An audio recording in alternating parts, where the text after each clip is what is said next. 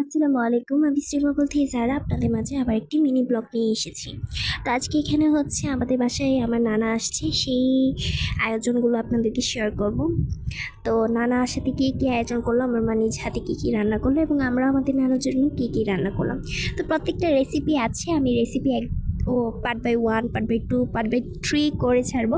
তো আজ আমি শর্টকাটে একটা ছোটো মিনি ব্লগ করে ফেলছি। তো এখানে হচ্ছে আমি গরুর মাংসটা মানে আমার আম্মু কষিয়ে নিয়েছে, আমি কাবাব করেছিলাম। এটা কিন্তু হচ্ছে গরুর মাংসের কাবাব, আমি করেছিলাম এটা। তো এটারও রেসিপি আছে।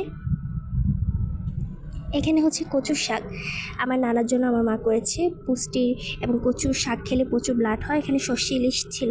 তো এইটার রেসিপি নাই, কারণ এটা সচরাচর সবাই জানে কীভাবে রান্না করতে হয়। সালাদ ছিল।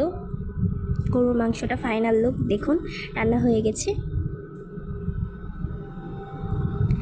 আর স্পেশাল আমার মায়ের হাতে বোনা খিচুড়ি, এটা আমরা বলেছিলাম, আবদার করেছিলাম, বাট সাদা ভাতও আমার নানার জন্য রেখেছিল, যেহেতু মুরব্বী মানুষ সাদা ভাত পছন্দ করবে। তো আজ এইটুকুই আমার ভিডিও। সবাই অবশ্যই চ্যানেলটার পাশে থাকবে।